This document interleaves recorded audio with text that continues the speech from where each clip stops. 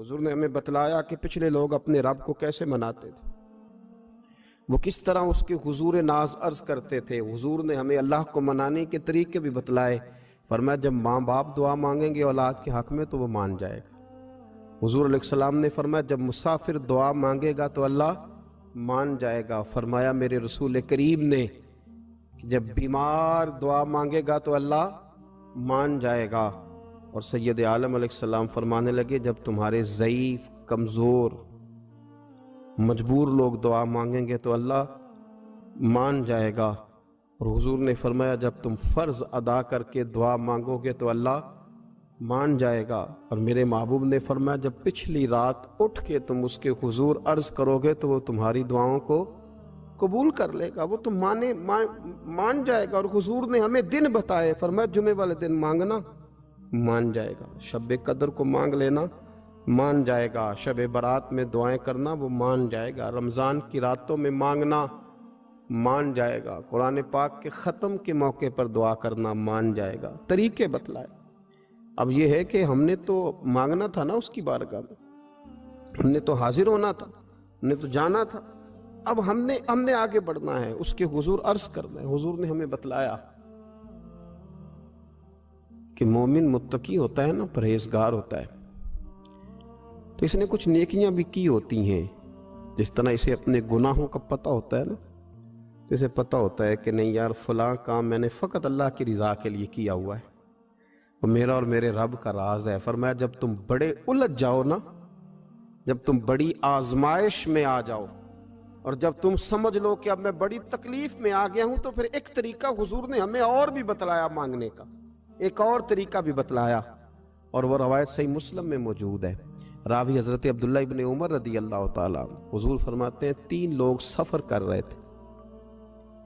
ये आप अंदाजा फरमाइए, सही मुस्लिम की हदीस है। और जरा हुजूर के समझाने का एक ये रंग भी है अल्लाह को मनाने का, एक ये अंदाज भी है उसकी बारगाह में गुजारिशात पेश करने का। ये भी एक तरीका हुजूर ने हमें बतलाया।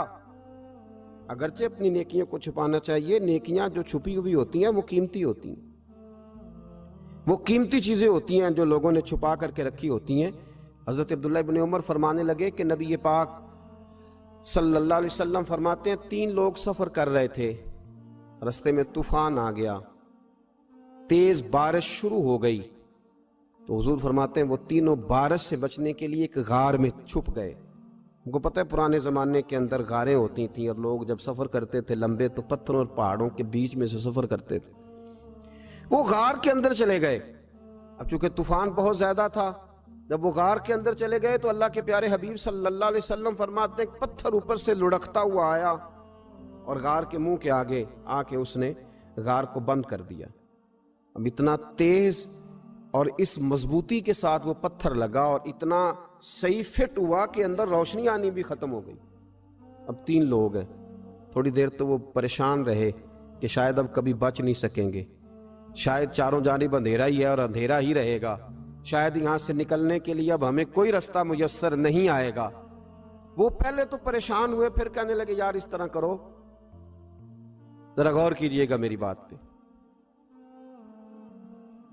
फरमाया इस तरह करो, अगर कोई जिंदगी में नेकी की है ना तो जरा उस नेकी को याद तो करो और याद करके उस मालिक के हुजूर अर्ज तो करो, वो करीम है, कोई आखो शायद मन जावे ते गल कम ततड़ी दा बन जावे, अर्ज तो करो उनमें से। ये आप अंदाजा फरमाइए, ये बात बयान कौन कर रहा है? ये मदीने वाले रसूल बयान कर रहे हैं, ये नबी पाक अलैहिस्सलाम ने बयान फरमाया।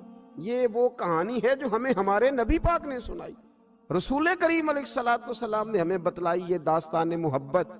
हुजूर फरमाने लगे एक ने उनमें से हाथ उठाए और उसने अंदाज क्या छेड़ा, अर्ज करने लगा अल्लाह तो जानता है ना मैंने बकरियां रखी हैं, मैं गरीब हूं, मजदूर हूं, और मालिक तू ये भी जानता है कि मेरे बच्चे भी हैं, बीवी भी है, पर मैं जब भी घर लौटा हूं तो दूध मैंने बच्चों और बीवी को पहले नहीं दिया, बूढ़े माँ बाप को पहले दिया। अल्लाह मैंने उनके साथ हमेशा करम के बाजू खोल कर मामला किया। वो गार में तन्हा बैठे हैं और अपने मालिक को मना रहे हैं। عرض کرتے ہیں اللہ تجھے یاد ہے نا ایک رات جب میں بڑی دیر سے لوٹا تھا، لکڑیاں کاٹتے درخت تلاش کرتے مجھے دیر ہو گئی، میں دیر سے لوٹا تھا، نیت یہ کر رکھی تھی کہ دودھ سب سے پہلے ماں باپ کو پلاؤں گا، مالک جب میں لوٹا تو وہ بوڑھے تھک ہار کے سو گئے تھے، میری بیوی نے مجھے کہا کہ بچوں کو پلا دو، وہ سو گئے، تو میں نے کہا نہیں میرے ذمے ہے ان بوڑھوں کے دل کو ٹھنڈا کرنا، ان سے پیار کرنا۔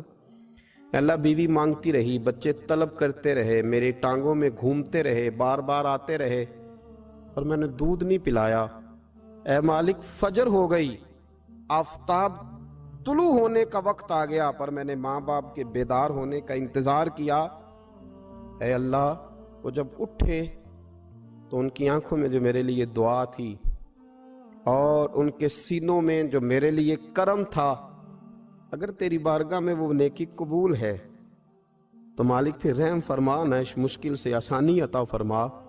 سنو سنو، رسول کریم صلی اللہ علیہ وسلم فرماتے ہیں کہ اس بندے کی دعا مکمل ہوئی تو پتھر تھوڑا سا سرک گیا، اور اتنا سرکا کہ آسمان نظر آنے لگا۔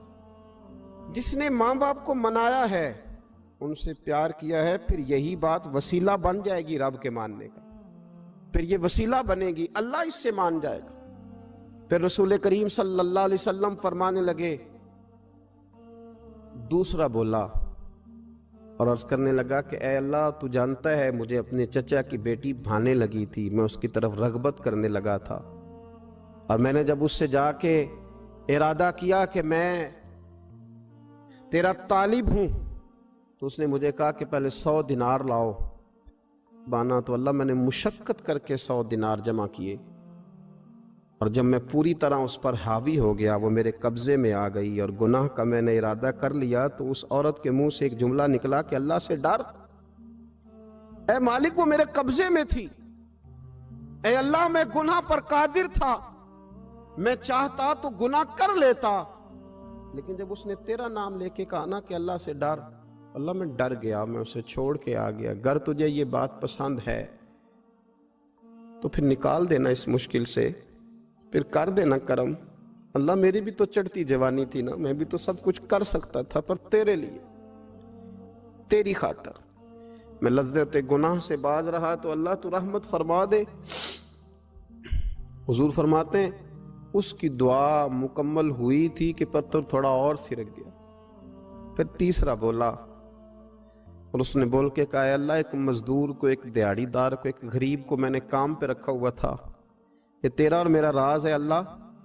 وہ مزدور، وہ دیہڑی دار میرے پاس کام پہ لگا تھا، کچھ چاول میں نے اس کی اجرت مقرر کر دی کہ تو کام مکمل کرے گا تو میں تجھے دوں گا، اور جب اجرت لینے کا وقت آیا تو وہ بگڑ کر ناراض ہو کر چلا گیا، میں اسے ڈھونڈتا رہا، وہ مجھے ملا نہیں، میں نے اس کے چاولوں کی قیمت کاروبار میں انویسٹ کر دی، اس کا تھوڑا سا سرمایہ پر میں نے کھایا نہیں، پھر وہ اس سے میں کاروبار کرتا رہا، اور اتنا کاروبار کیا کہ بہت ساری گائیں اور ان کے چرواہے تیار ہو گئے، وہ سالوں کے بعد لوٹا، میں نے اس غریب کا مال کھایا نہیں بلکہ بڑھایا، محفوظ کر کے رکھا، وہ سالوں کے بعد لوٹا اور کہنے لگا میرا مال، تو میں نے کہا وہ ساری گائیں تیری ہیں، وہ چرواہا تیرا ہے، یہ سارا کچھ تیرا ہے، تو کہنے لگا تو مجھ سے مذاق کرتا ہے، میں غریب کہاں اور گاؤں اتنی بڑی گائیں کہاں، تو مذاق کرتا ہے؟ تو میں نے کہا مذاق نہیں، میں نے اپنے رب سے ڈر کے تیرے مال کی حفاظت کی، یہ تیرا ہے۔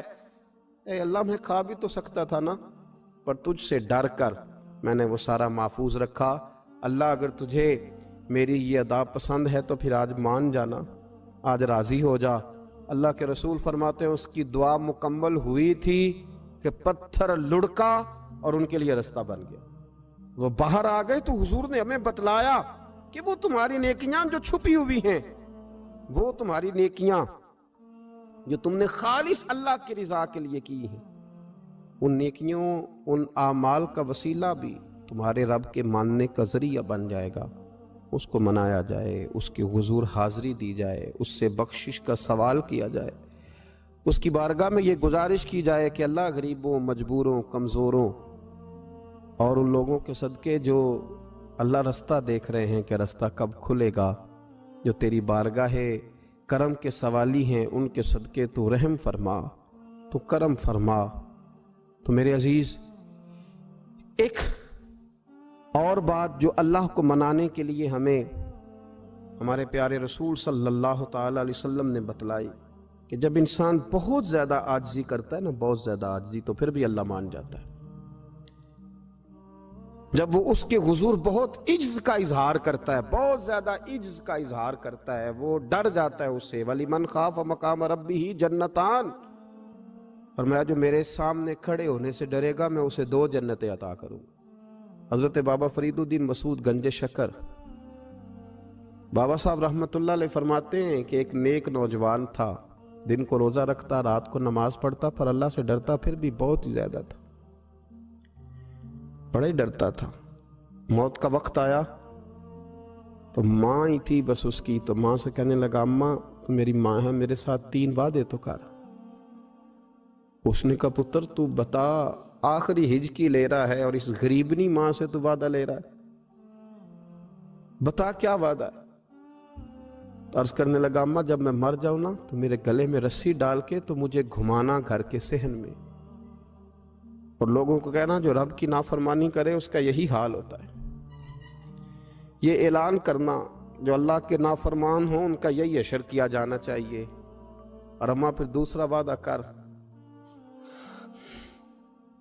میرا رات کو جنازہ اٹھایا جائے، میں نہیں چاہتا کہ کسی کے منہ سے یہ لفظ نکل جائیں کہ وہ دیکھو اللہ کا نافرمان جا رہا ہے، رات کو میرا جنازہ اٹھانا۔ اور اماں تیسرا میرے ساتھ وعدہ کر کہ لوگ مجھے دفن کر کے آ جائیں گے تو میری قبر پہ چلی جائے گی، عمل میرے پاس کوئی نہیں، پر مجھے لگتا ہے ماں کے قدموں کی برکت سے عرش کا مالک بھی رحم فرمائے گا۔ اماں تو وعدہ کر کہ میرے ساتھ وعدہ کر۔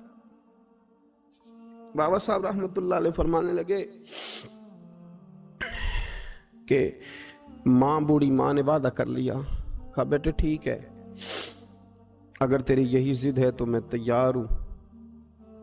پھر اس نے کلمہ شہادت پڑھا، اس نوجوان کی روح پرواز کر گئی، بوڑھی ماں نے رسی منگائی تو وَلِمَنْ خَافَ مَقَامَ رَبِّهِ جَنَّتَانِ، جو ڈر جائے، اس نے تو کہا تھا نا کہ رسی ڈال کے گھمانا اور کہنا یہ اللہ کا نافرمان ہے، اس کا یہی اشر ہونا چاہیے تھا۔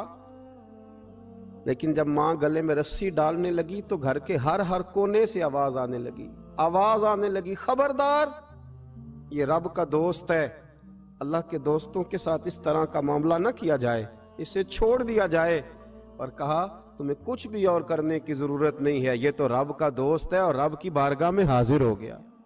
کچھ کوئی بندہ کہے گا کہ یہ تو ایک بابا فرید کا سنایا ہوا واقعہ ہے، سنیے، بخاری میں حدیث ہے، نبی پاک صلی اللہ علیہ وسلم نے فرمایا، حضرت ابو ہریرہ رضی اللہ تعالیٰ عنہ راوی ہیں، حضور فرماتے ایک شخص مرنے لگا تو اپنے بچوں سے کہنے لگا کہ میں جب مر جاؤں تو مجھے جلا دینا، اور پھر میرے جلے ہوئے وجود کو پیس دینا، پھر مجھے ہوا میں اڑا دینا۔